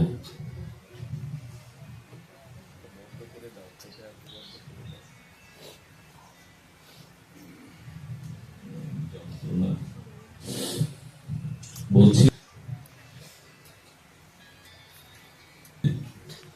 তরমুজ খাওয়ার কি খুব স্বাদ আমার রে। আমি দেখেছিলাম অনুরাগে কে আমায় সেবা করতে চায়। তোকে বাইরে পাঠিয়ে আমিও ঘরে ছিলাম না রে। কি করে বলি বলুন তো? 2 দিন ওর পিছনে পিছনে হেঁটেছে। ওই যখন আর পাচ্ছে না, ক্লান্ত হয়ে বিফল মনে রাতে কষ্ট পাচ্ছে, তখন গুরুদেবী ওই তরমুজ আলা হয়ে ওর সামনে এসেছিল। গুরুদেবী এসেছিল, 4 টাকা বের করে বলছেন, ওরে তুই আমার বাড়ি কি দিন মজুরি খাবি, আজ থেকে আমি তো দিন মজুরি ঘেটে দেব। এত সরল তো হৃদয়, গুরু সেবার জন্য এত ব্যাকুল তো হৃদয়, আজ থেকে আমি কেটে দেব। এই জন্য সাধু গুরু সেবাতে দেহ ক্ষয় করো। এটা ছাড়া প্রেম ভক্তি হয় না, বলে কয়ে পাণ্ডিত্য দিয়ে এগুলো হয় না। চিন্তা করতে পারে, রাজার ছেলে নরোত্তম ঠাকুর দাস মহাশয় তার শ্রী গুরুদেবের মলমূত্র কেটেছিলেন মাথায় করে। এই নিজ সেবা আমাদের দ্বারা হয়তো গুরুদেবের মলমূত্র রাতের অন্ধকারে কাটতেন। এই জন্য গরু সেবা চাই। সবরীর কথা মনে আছে? আহা, সবরী পূর্ব জন্মে কি ছিল জানেন? রানী। কিন্তু এই মহারানীকে সৎসঙ্গ হরিকথা শুনতে দিত না অভিমানী দাম্ভিক রাজা। আরে তুমি মহারানী, তুমি ওই মানুষের মধ্যে গিয়ে ধুলায় বসে হরিকথা শুনবে? তোমার মর্যাদা নাই? কিন্তু রানীর চিত্তে সংস্কার ছিল সাধু সঙ্গ হরিকথায়। রানী যখন বারবার বলতে লাগলো, বলল বৃন্দাবন থেকে সাধু আনিয়ে এখানে বসে শোনো, কোথাও যেতে দেব না। 1 মাস ব্রজের এই মহাত্মা এখানে একটু ভজন কুটির মতো করে ওই রাজপ্রাসাদের মধ্যে রানীমাকে হরিকথা শোনাতেন, ভাগবত শোনাতেন। দেখুন, হরি নাম আর হরিকথা এই দুটো হাল আর বইটার মতো। মাঝি হলেও পার করতে পারবে না হাল না থাকলে। এই জন্য এই হরিকথা এবং হরি নাম আর হরিকথা সাধু সঙ্গে ছাড়া পাওয়া যাবে না, বাজার ঘাটে পাওয়া যাবে না। যেখানে হরিকথা বিনা অন্য কথা হয় না, এটাকেই বলে সাধু সঙ্গ। কৃষ্ণ কথা ব্যতীত আন কথা হয় না, এরই নাম সাধু সঙ্গ। কিন্তু আজ তো অনেক ঘুরিয়ে গেছে জানেন। সাধু বাড়ি এসেই বলে একটু চা করো, চা বিস্কুট, মাঝে মাঝে ধূমপান হয়, এরপর হরিকথা জুড়ে দাও। এতে হবে না, এতে হবে না। রাজনৈতিক কথা, সামাজিক কথা, সাংসারিক কথা সাধু বলবে না, ওটা সাধু সঙ্গ নয়। নির্ভেজাল ভগবানের গুণগাথা যেখানে, তারই নাম সাধু সঙ্গ। পাঠে বসেই যদি আমি আমার কথা 8 ঘন্টা ধরে আমার ইতিহাস, আমার জীবন বৃত্তান্ত বলে যায়, তার হরি কথা কখন বলবো? এই জন্য দয়া করে নিজের যেন আমরা প্রচার না করি। সাধু সঙ্গ মানে হরি কথা। আমার বুধাটা গ্রামে জন্মস্থানে আমি খুব ছোট কাল থেকে 9 বছর বয়স থেকে আমি পাঠে যেতাম। একবার এক সাধু সেবাতে আমাকে নিয়ে গেছে, সে এক অদ্ভুত, ভোরবেলা প্রসাদ দেয়। আর আমি শিশু, আমার কাছে ওর একটু শুনবে নিয়ে গেছে। সাধু সঙ্গ একটা ভজন করার পরে দেখি সব চা পান বিড়ি আর এইসব থালায় সাজানো। আমি গ্রামের প্রাচীন আমার কালীপদ কাকা মহাশয়, তাকে বললাম, জ্যাঠামশাই, কাকা মহাশয়, চা বিড়ি পান কেন সাধু সেবায়? আমার শিশু মন কৌতূহল হয়েছে। সব সাধুরা রেগে উঠে আমাকে বলল, তুমি শিশু বালক, বোঝো না? কি বুঝি না? বললেন, দেখো শাস্ত্রে আছে চা বিড়ি পান সাধু ডেকে আন। আছে কোথাও এই লেখা? না নিজেদের তৈরি করা? এগুলো নিজেদের মনোকল্পিত তৈরি করা। এই সাধু সঙ্গ হয় না। আমি নমস্কার দিয়ে চলে এসেছিলাম, না এটা আমি কোথাও পাইনি, শুনিনি যে চা বিড়ি পান সাধু ডেকে আন। আরে জিউ ভাই, এখনো এই রসের স্বাদ গেল না, তো হরিনামের রস জিউ ভাই আসবে কি করে? দয়া করে এই জন্য রসের ভজন আমাদের এই ভজনটা শুষ্ক ভজন নয়, এই ভজনটা রসের ভজন। আমি আপনাদের কাছে বিশেষ অনুরোধ করে যাই, আর সময় নেওয়ার অধিকার নেই, এইটুকু অনুরোধ করে যাই, যেটুকু ভজন করবেন এই ভজনটা যেন একটু অনুরাগে হয়, প্রীতির সহিত। আগেই বলেছি, চই চই করে হাঁসগুলিকে মায়েরা কত আদর করে ডাকে, পারেন না ভগবানকে একটু আদর করে ডাকতে? টি টি করে মুরগির বাচ্চা ডাকে, নিজের স্ত্রীকে ডাকে, ওগো শুনছো, একটু আদর দিয়ে তাকে ডাকুন না। উনি অন্য কিছুর কাঙাল না, ওইটুকুর কাঙাল। শুধু একটু ভালোবেসে তাকে আহ্বান করো, একটু ভালোবেসে তাকে ডাকো। এই জন্য যদি ছায়া মত কথাও দাও, যা তো শ্রদ্ধাস্য জপমান। আমার নামে আর গুণগাতাতে সাধু সঙ্গে যদি কারো জাত শ্রদ্ধা হয়, তাহলে জানবেন অনুরাগের দ্বারা ভক্তি পেতে তার বিলম্ব নাই। এই জন্য যথার্থ ঠাকুর নরোত্তম, আমি বলছিলাম শবরী মায়ের পূর্ব জীবনের কথা। রানীকে 1 মাস ভাগবত শোনানোর পরে রাজা দেখলো এর মনে আগুন চলছে ভজনের। ওমা, তুই রানী হয়েও এতটা ভজনে হরি কথা তো বর চেয়ে নে। আমি খুব সন্তুষ্ট হয়েছি। বর দেবে, অভাগিনীকে বর দেবে বলে চেয়ে দেখ না। বলে বর দিন যেন তাড়াতাড়ি মৃত্যু হয়। সাধু অবাক হয়ে বলছে, মা বিপরীত বর চাইছিস কেন? সবাই তো বাঁচতে চায়। রানীমা কেন চাইবে জানে? এই রানী দেহে রাজপুরীর মধ্যে আমার সাধু সঙ্গ ভজন হচ্ছে না। এই শরীরটা ত্যাগ করে যদি ভজন শরীর পায়। বলে, মা তোর চাওয়াটা তো বড় ভালো, আর কিছু চাইবি? এই দেখুন মনের ইচ্ছা কি হওয়া উচিত। বলে, হ্যাঁ, আমার মৃত্যুর পরে যেন অনেক নিচ কুলে জন্ম হয়, এত বাধা থাকবে না, এত অভিমান থাকবে না। ঠাকুর হরিদাস কোন কুলে এলেন? এজন্য নিচ কুলে যাতে জন্ম হয়, প্রভু যাতে অভিমান মাথাচাড়া না দেয়। অধিক বিদ্যা, অধিক অর্থ উচ্চ কুলে জন্মালে মানুষের অভিমান বৃদ্ধি পায়। সকলের পায় তা নয়। আমার বাবা কোন বংশের ছেলে জানেন? কত বড় সরকারি চাকরি করতেন, কত বড় সুদর্শন, এত পতিত যশা বিদ্যান সব ছেড়ে দিয়ে ধুলাই পড়ে আছে সারা জীবন গৌর গোবিন্দকে নিয়ে। অভিমান তাদেরই ত্যাগ হয়, গুরুদেবের বিশেষ কৃপা, নামের কৃপা যাদের উপরে হয়। রানীমা বললেন, আর একটা বর দিতে হবে গুরুদেব। আমার দেখতে যেন খুব কুৎসিত হয়, কেউ যেন আমার দিকে না তাকায়। গুরুদেবের চোখে জল এলো, মারে এমন জিনিস চাইলি কেউ তো চায় না জগতে।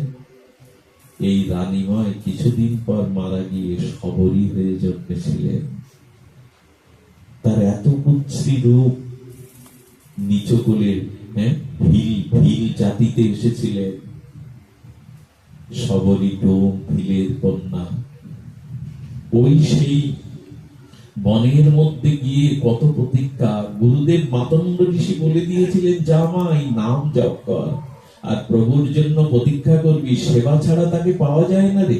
সবার কি করতে জানেন? গুরুদেব যেখানে স্নান করতে যেত, ওই বনের মধ্যে ওই পথটা ঝাড়ু দিয়ে ঝাঁটাকে বুকে ধরে বলতো, তুই গুরু সেবায় লাগলি, আমি লাগতে পারলাম না। গুরুদেব যে ঘাটে স্নান করতো ঘাটটা ধুয়ে দিত। দেখুন, সাধু এলে ছাতা ধরলেই, গুরুদেবের হাত ধরে সামনে হারলেই আমি প্রধান ভক্ত, এমন না। যদি কখনো গুরুদেবের আশ্রমে যান, দেখবেন যে ড্রেনটায় জল যাচ্ছে না কেন। ওই নিচ সেবাগুলো, গুরুদেবের আশ্রমের উৎসব বাথরুম গুলো অপরিষ্কার হয়ে আছে, ভক্তরা আসবে, যে যত নিচ সেবা করতে পারে তার প্রতি তত বেশি কৃপা হয়। শুধু সামনেই দাঁড়ালেই কৃপা হয় না,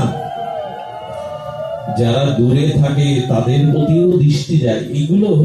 এগুলো অনুভূতির বিষয়। আর কি করছেন? যেদিন আশ্রমে গিয়ে বললো, মা এটা ব্রহ্মচর্য আশ্রম, মেয়েদের এখানে শিষ্যা করা হয় না রে মা, তুই এখানে থাকতে পারবি না। গুরুদেব বলে দিলেন বটে, কিন্তু সেবা ছাড়িনি। মধ্যরাত্রে উঠে আশ্রম আঙিনা ঝাড়ু দিতেন, আর বড় বড় কলসিতে জল ভরে রাখতেন, যাতে ব্রহ্মচারীরা পা ধোয়ার জন্য সকালে জল না আনতে কষ্ট হয়। অজান্তে গুরুদেব বললেন, এই সেবাটা কে করে আমাদের? জেনে দেখলেন ওই শবরী। আয় মা আয়, আমি তোকে ফেরাতে পারবো না, এত তোর সেবা ভাবনা। ওই মন্ত্র দিলেন আর বললেন, বাবার কাছে মেয়ের থাকতে কোনো বাধা নেই, থাক তুই এখানে। গুরুদেব মৃত্যুর সময় বলেছিলেন, যা বনে গিয়ে শ্রীরাম শ্রীরাম বলে জপ করবি, আর প্রতিদিন একটু করে ফল তুলে রাখবি, প্রভু যদি আসে মালা গেঁথে রাখবি। শবরী সেই যে সেবা ভাবনা নিয়ে মালা গাঁথতো, মালা গাঁথতে গাঁথতে হাতে সুচ পড়তে পড়তে ঘা হয়ে গেছে, চোখের দৃষ্টি ম্লান হয়ে গেছে, প্রতীক্ষায় থাকতে থাকতে। আর ফুলগুলো তুলে সাজিয়ে রাখতো, আমার রাম আসবে, আমার রাম আসবে, এই পথে কাকর আছে, কাঁটা আছে, ফুটে যাবে, তাই ফুলে বিছানা করে দিত। ঋষি মুনিদের কাছে প্রথমে যাননি, রাম গিয়েছিলেন সবরীরই আলয়ে। ওগো, ভক্তি থাকলে তোমাকে ভগবানের কাছে যেতে হবে না, ভগবানই তোমার কাছে ছুটে আসবে। আজ প্রভু এলেন তাই, সেবা ভাবনা। যারা তপস্যা করত তাদের কাছে আগে যাননি, যিনি সেবা নিয়ে বসে আছেন ভাবনা নিয়ে, সবরীর কাছে গিয়ে বলেছিল, সবরী ভামিনী, তুমি জগতের সব থেকে সুন্দর। ভগবান কাকে সুন্দর বলেন? যা হৃদয়ে অনুরাগ আছে। সবরীর উচ্ছিষ্ট ফল পর্যন্ত রামচন্দ্র আস্বাদন করেছিলেন, তাকে নিজ হাতে সিঙ্গার করে বৈকুণ্ঠে পাঠিয়েছিলেন পুষ্পরথে। এটাই প্রমাণ করে সেবা ভাবনা। উচ্চ কুল নিয়ে কি হবে গো? অর্থ সম্পদ দাম্ভিকতা কদিনের? আরে রাজা মহারাজাও মরে গেলে কঙ্কাল ফেলে রাখলে তাদের মাথা মানুষ দবায়ে আর লাথি মেরে চলে যায়। ওই সম্রাটের মাথা কি দাম আছে দুদিন পরে তোমার? এই জন্য হরি ভজন করো। সুধীবৃন্দ, আমাকে এখনই ওই দেশে চলে যেতে হবে। আপনারা জানেন এখন এই দেশে আসাটাও খুব সমস্যা। মেডিকেল ভিসাটাও আমি জানি না এখানে আসলে কোন টানে আমি চলে এলাম। সুদীর্ঘ সেই নদিয়া থেকে এখানে আবার এখনই ফিরে যেতে হবে। অনেকটা সময় নিলাম, তবে আমার জীবনের একটা স্মরণীয় আজ আমি এখান থেকে নিয়ে গেলাম। সেটা হলো, আমি বাবাজি মহারাজের চরণে বারবার মনে হয়, উনি কয়েকবার পাঠের জন্য বলেছেন, ভিসা পাওয়া যায় না, মেডিকেল ভিসা সবাইকে দেয়ও না, অনেক অনেক জটিলতা। তো উনি কৃপা করে এসেছেন, এটা আমার কত বড় যে প্রাপ্তি। আমাদের মহারাজজি জীবনে ওই অঞ্চলে ভক্তি প্রচারে ব্রজের মহাত্মারাও বাবার কথা বলেন, নবদ্বীপের মহাত্মারাও তার কথা বলেন। আমার জীবনে আপনারা সব থেকে বড় উপহার দিলেন আজ তার চরণ সান্নিধ্য। দ্বিতীয়, এত বৃষ্টির মধ্যে প্রতিকূলতার মধ্যে আপনাদের মুখগুলো দেখে মনে হচ্ছে আপনাদের অনেক জন্মই হরিকথা শোনার অনুরাগ আছে, এক জন্মের না। অনেকেই ভিড়ছেন আমি দেখছি, অনেকেই দূরে দাঁড়িয়ে আছেন। এই অনুরাগ যাদের হরিকথাতে হয় তারা প্রেম ভক্তি লাভ করতে পারে। আমারই খুব স্নেহের, ছোটবেলায় বাইসাইকেল চালিয়ে গ্রামে গ্রামে পাঠ শুনতে যেত। কলেজে পড়ার সময় তার ভিতরে ভক্তি উদয় হয়েছিল। আমাদের মনোহর দাস বাবাজি মহারাজ, প্রাণকৃষ্ণ বাবার বড় আদরে, সেও আমাকে নিয়ে এসছে, দাদাজি বলে ডাকেন। ছোটবেলায় উদ্বুদ্ধ হয়েছিল, অনেক লেখা, অনেক প্রচার ভগবান গুরুদেব তার দ্বারা করিয়ে নিচ্ছেন, তিনিও কৃপা করে এসেছেন। তো আমি আপনাদের কাছে একটা ভিক্ষা চাইব, না বলতে পারবেন না, ফিরাতে পারবেন না। সেই ভিক্ষাটি আর কিছু নয়, যে অনুরাগের কথা আমি আপনাদের শোনালাম, সেই অনুরাগ আমার প্রয়োজন, নিতান্তই প্রয়োজন, জীবাধমের মধ্যে নাই। তাই আপনাদের চরণ ধুলি উড়িয়ে আমার মস্তকে দিবেন, যাতে আপনাদের মতো অনুরাগী ভক্তের চরণে বসে এমনি করে হরি কথা আর আপনাদের সাধু সঙ্গ পায়। এই জীবাধমের জন্য একটু প্রার্থনা, একটু কৃপা দৃষ্টি রাখবেন। এই বর্ষণমুখর আষাঢ়স্য মধ্যাহ্নকালীন এই অনুষ্ঠানে যারা এসেছেন, সকল ভক্ত চরণে দণ্ডবাদ জানিয়ে বাবাজি মহারাজকে বলবো, বাবা এই জীবাধমকে চরণ থেকে দূরে ঠেলে দেবেন না। আর আপনার কাছে একান্ত অনুরোধ, যেখানে কোনো ভাগবত অনুষ্ঠান হয় সেখানে যদি কোনো মহাত্মা এসে উপস্থিত হন, জানবেন ওই অনুষ্ঠান রাধারানী সই করে দিয়েছে, ওই অনুষ্ঠানে পূর্ণতা পেয়ে গেছে।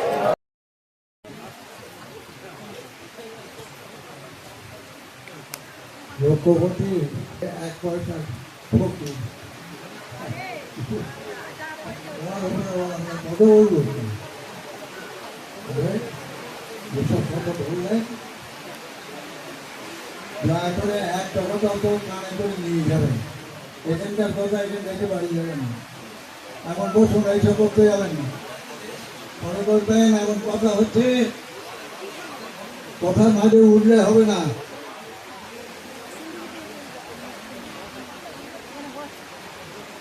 যে সমস্ত কথা বললেন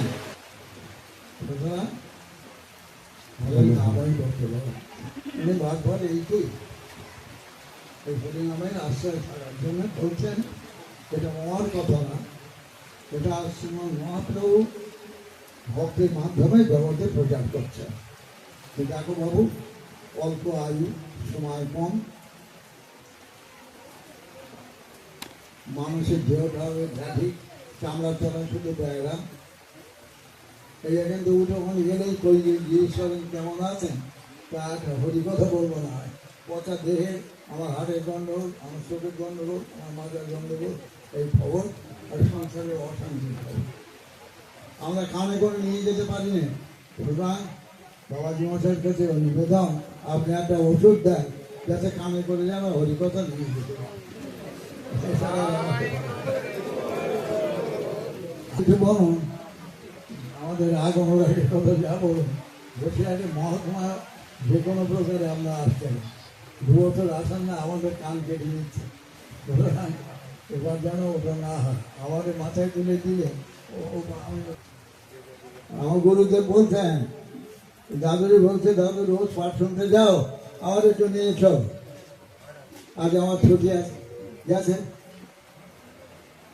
ছেলে বাচ্চা মানুষ, একটু জ্ঞান ট্যান হয়েছে, 12-13 বছর। সেখানে পাঠ হয়েছে গোমাতা সেবা। ওদের আবার ম্যাশের দোকান,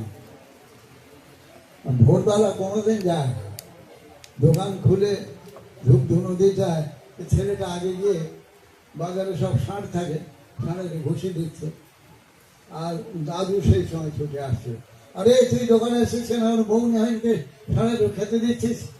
বলে দাদু শুনে এলাম যে গোট সেবা। বলো শালা, আমি 25 বছর পাঠ শুনছি, যেখানকার পাঠ সেখানে রেখে বাড়ি আসছে, আর পাঠ কানে করে বাড়ি এখানে করবে। হ্যাঁ, এই হচ্ছে ব্যাপার। নিয়ে যান, দেখে মনে হচ্ছে বহু মহাত্মারা এসেছেন, খুবই ভালো, কিন্তু উদ্দেশ্য রাখুন যে যা বলছেন মহাজন, তার মধ্যে হরিনামই হচ্ছে শ্রেষ্ঠ। উনি এতক্ষণ পাঠ করলেন, পরিবেশন করলেন, ভক্তি, ভগবান, গুরু, সৎসঙ্গ, হরিনাম, এছাড়া অন্য কথা বললেন না।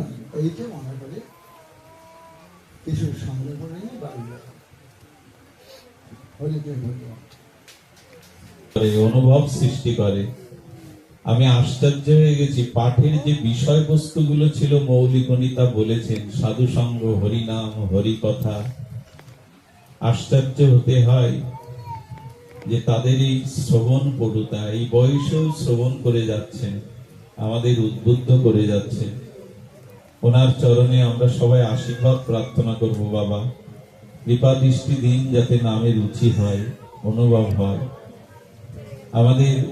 আমার অত্যন্ত আদরের আমাদের মনোহর দাস বাবাজি, তিনি সমাপনী 2টি কথা আপনাদের সামনে দণ্ডায়মান হয়ে বলছেন। বাবার আদেশ নিয়ে, আপনাদের আশীর্বাদ নিয়ে সংক্ষিপ্ত উনি বিশ্রাম 2টি কথা বলছেন, আপনারা একটু শ্রবণ করুন। জয় রাধে। জয় রাধে। সকল সাধুগুরু বৈষ্ণব চরণে সশ্রদ্ধ কোটি প্রণাম। আজকে আমার মনে হচ্ছে যেখানে তারার মেলা বসেছে, তার মানে আজকে আমার জীবনের অনেক সৌভাগ্য, আমি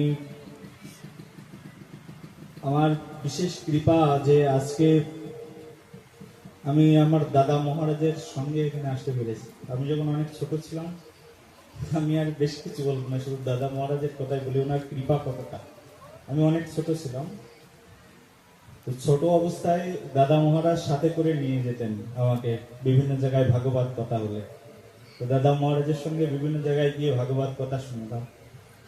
তখন ভাগবত সম্পর্কে বিশেষ কিছু জানা ছিল না, আর আমি কখনো জানতাম না যে আমি একদিন সাধু হয়ে যাব।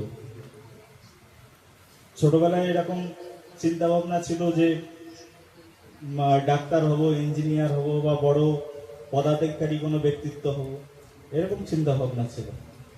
কিন্তু দাদা মহারাজের এরকম করুণা, উনি সাথে করে নিয়ে আমাকে একই খাটে দাদা মহারাজের সঙ্গে ঘুমাতাম। তখন তো অত বোধ বুদ্ধি ছিল না, কখনো কখনো হয়তো বা এরকম পা দিয়ে লাথুর মেরে দিতাম, জানি না ঘুমের ঘরে হয়তো এরকম হয়ে গেছে। দাদার সঙ্গেই যেতাম, দাদার সঙ্গে থাকতাম, আর একটু লোভ ছিল অল্প অল্প। দাদার সঙ্গে যখন যেতাম, লোকটা ছিল কি, তো দাদার সঙ্গে কোথাও গেলে যেখানে দাদা মহারাজ যান ওখানে তো খুব ভালো খাবার দাবার আয়োজন হয়, তো দাদা মহারাজের পাশে বসে পড়তাম, আর উনাকে সবাই বেশি বেশি করে দিয়ে দিত, তা উনি খেতে পারতো না, আবার ওটা আমাকে আবার দিয়ে দিত। আমি ভাবতাম, বাহ, সাধুদের সঙ্গে থাকলে তো খুব ভালো খাবার দাবার, খুব ভোজন করা যায়। এই লোভে লোভে দাদা মহারাজের সঙ্গে যেতাম। যেতে যেতেই উনার কৃপা, উনার অনুকম্পা, আজকে আমি আমার শ্রী গুরুদেবের চরণ লাভ করতে পেরেছি, উনার কৃপাতেই একমাত্র। আজকে শ্রীধাম বৃন্দাবনে শ্রী শ্রী 108 প্রাণীকৃষ্ণ দাস বাবাজি মহারাজ, সমগ্র বিশ্ববরণ্য বৈষ্ণব পদরেণু, যিনি শ্রীধাম বৃন্দাবনে রাধাকুণ্ডে বসে নিত্য নিত্য হরিনাম রসের নিত্য আনন্দ সমগ্র জগৎ সংসারকে প্রদান করছেন, আমার সেই শ্রী গুরু মহারাজ, তিনি কৃপা করে তার চরণে আশ্রয় দিয়েছেন, আমাকে শিষ্য হিসাবে গ্রহণ করেছেন। আর এটাই আমার জীবনের সবচেয়ে চরম প্রাপ্তি, সবচেয়ে বড় প্রাপ্তি, যে শ্রী গুরু মহারাজ আমাকে কৃপা করে তার চরণে আশ্রয় দিয়েছেন, তিনি স্বীকার করেছেন তুমি আমার শিষ্য। আর এটা, এই যে কৃপা প্রাপ্ত হয়েছে, এই কৃপা প্রাপ্ত যার কারণে হয়েছে, তিনি হচ্ছেন আমার দাদা মহারাজ। শুধু আমি নয়, আমরা যখন কলেজে পড়াশোনা করতাম, হাজারো হাজারো যুবককে উনি এই মায়ার, এই পিশাচির যে চুবানো অবস্থা, সবসময় মায়া পিশাচি আমাদেরকে জলের মধ্যে ডুবাচ্ছেন আর উঠাচ্ছেন, কত হাজার হাজার যুবক গোষ্ঠীকে উনি উদ্ধার করেছেন, মায়ার জগৎ থেকে কৃষ্ণ ভাবনায় নিয়ে এসেছেন, ভাগবত ভাবনায় নিয়ে এসেছেন, তার ঠিক নেই। তো দাদা মহারাজের কৃপা, তার অনুকম্পার কথা যদি বর্ণনা করতে থাকি, শুধু বর্ণনা করতে ইচ্ছা করবে। তো উনি কৃপা করে, আমি কখনো কখনো একসময় মোবাইল ফোনে এরকম ছিল যে তখন মোবাইল ফোনে টাকা ভরাটাই খুব ডিফিকাল্ট ছিল, আমাদের তখন স্টুডেন্ট লাইফ, এত বেশি টাকা ভরতে পারতাম না মোবাইল ফোনে। কিন্তু আমি দূরে পড়াশোনা করতাম কলেজের মধ্যে, দাদা মহারাজ আমাকে ইনস্ট্রাকশন দিত। আমাদের একটা দাদা মহারাজ একটা সংঘ বানিয়েছিলেন, নাম হচ্ছে আত্মচৈতন্য সেবা সংঘ। তা আমি যখন কলেজে পড়তাম তখন দাদা মহারাজ ওই আত্মচৈতন্য সেবা সংঘ প্রচারের দায়িত্ব দিয়েছিলেন আমাকে। তা আমরা তখন সাইকেল চালিয়ে যেতাম গ্রাম থেকে গ্রামে, যুব গোষ্ঠীকে একত্রিত করতাম, আর দাদা মহারাজ আমাদেরকে বলতেন, এদেরকে কৃষ্ণ ভাবনায় নিয়ে এসো, ভাগবত ভাবনায় নিয়ে এসো। তো এই যে প্রচার করা, ভাগবত রাজ্যে বিচারণ করা, এই বিচারণ করার এই ক্ষমতা, এই শক্তিটা দাদা মহারাজই শিখিয়েছেন। আজকে উনার কৃপাতে আজকে ভারতবর্ষের বিভিন্ন প্রান্তে যাওয়ার সুযোগ পাচ্ছি। আমি যখন বাংলাদেশ থেকে পশ্চিমবঙ্গে পড়াশোনা করবার জন্য চলে আসি, তখনও দাদা মহারাজ আমাকে উৎসাহ দিতেন, অনুপ্রেরণা দিতেন। আর ওনার অনুপ্রেরণা আর ওনার উৎসাহ আজকে সারা ভারতের বিভিন্ন স্থানে যায়। গুরু মহারাজ আমাকে দিয়ে দু একটি গ্রন্থ যা কিছু লিখিয়েছেন, সবকিছু ওনার কৃপা। তো উনি কৃপা করেছেন বলে আজকে আপনাদের মাঝখানে দাঁড়িয়ে থাকতে পেরেছি। তো সাধু কৃপা করলে হয় না এমন কোনো কাজ নেই। তো আজকে দেখুন, সাধুর কৃপাই এই জগৎ সংসারে, সাধুর কৃপাতেই জগৎ সংসার পরিচালিত হয়। সমগ্র জগৎ সংসার ভগবান শ্রীকৃষ্ণ পরিচালনা করছেন শুধু সাধুর জন্যই। দাদা মহারাজই মুখ দিয়ে বলেন, সাধু আসে বলে এই জগৎ সুন্দর আছে। এই জগৎটাকে তৈরি করেছেন ভগবান শুধু সাধুর জন্যই। সাধু সন্ত এই জগতের মাঝখানে আছে বলে জগৎ এত সুন্দর, এই পৃথিবী এত সুন্দর। কত খারাপ একটা অবস্থা, বলছে এই যে পৃথিবী, যে পৃথিবীর মধ্যে আমরা আছি, এই পৃথিবীতে কোনো সুখ শান্তি সমৃদ্ধির জায়গা নয়, এর চেয়ে কত উন্নত জায়গা স্বর্গ। কিন্তু স্বর্গের দেবতারাও তারা বাসনা করেন যে এই ভূমণ্ডলে যাব, এই মর্তধামে আসবো। কারণ কি না, মর্তধামে আমার দাদা মহারাজের মতো, এনার মতো সন্ত আছেন, বাবা মহারাজের মতো সন্ত আছেন, এনাদের মতো সাধু, এনাদের মতো বৈষ্ণব, তাদের সঙ্গ লাভের জন্য দেবতারাও বাসনা করেন যে আমরা মর্তধামে যাব এবং সাধু সঙ্গ করব। সেই জন্য ভক্তগণ, সাধু সঙ্গ করে জীবনকে ধন্য করুন, আর আপনাদের চরণ আমার মস্তকের উপরে প্রদান করুন, যেন আপনাদের চরণ তলে থেকে আমি সাধু সঙ্গ করার সুযোগ পাই, আর এখানে সাধু সঙ্গে যেন জীবন অতিবাহিত করতে পারি। রাধে রাধে। জয় শ্রী রাধে। উনি কোনো গুণ আমার মধ্যে নাই। তো যারা আজকের এই অনুষ্ঠানের আয়োজন করেছেন, অত্য অনুকূলতায় শ্রম দিয়ে এই অনুষ্ঠান সম্পন্ন করেছেন, আমি তাদের কাছে চিরঋণী। অবাক হয়েছি, আমার এই বাবা বৃদ্ধ বয়সে কাল সারা রাত জেগে গেছেন। যিনি গাড়িতে আমায় আনতে গেছেন তিনি বলছেন, বাবা আমি বিনা পারিশ্রমিকে আপনাকে আবার দিয়ে আসবো। আমার অবাক লেগেছে যে সকলে মিলে যদি এভাবে চেষ্টা করেন, মাঝে মাঝে আমাদের বাবা রইল, মহাত্মারা রইল, এমনি করে তাদের দিয়ে হরিকথার এই প্রবাহমান রাখুন। একমাত্র সাধুসঙ্গ হরিকথাই জীবকে শুদ্ধ জীবন, মানবিকতা, মনুষ্যত্ব, প্রেম, ভক্তি জাগাতে পারে। জয় হোক আজকের এই অনুষ্ঠানে, জয় হোক আয়োজক সেবক বৃন্দের, জয় হোক সমাগত গৌর ভক্ত মন্ডলী। আমরা ভালো করে সেবার ব্যবস্থা করতে পারিনি, মানে বসার ব্যবস্থা। বৃষ্টিতে ভিজেছেন, দাঁড়িয়ে আছেন, এই জন্য সেবক বৃন্দের, অনুষ্ঠান আয়োজক বৃন্দের পক্ষ থেকে আমি করজোড়ে হাত জোর করে ক্ষমা চাইছি আপনাদের কাছে। কষ্ট নেবেন না, তাদের হয়ে আমি প্রার্থনা করছি, যদি মহাপ্রভু নিতাই চাঁদ শ্রী গুরুদেব কৃপা করেন, আবারও আপনাদের মাঝে আপনাদের চরণ সান্নিধ্য পাওয়ার অভিলাষ থেকেই আজকের মতোই ভাগবত এখানেই বিশ্রাম পাচ্ছেন। জয় শ্রী গুরু প্রেমানন্দে। ওম সর্বে ভবন্তু সুখিনঃ, সর্বে সন্তু নিরাময়া, সর্বে ভদ্রাণি পশ্যন্তু, মা কশ্চিৎ দুঃখ ভাগ ভবে। জয় শ্রী গুরু প্রেমানন্দে গৌর হরি বল। জয় শ্রী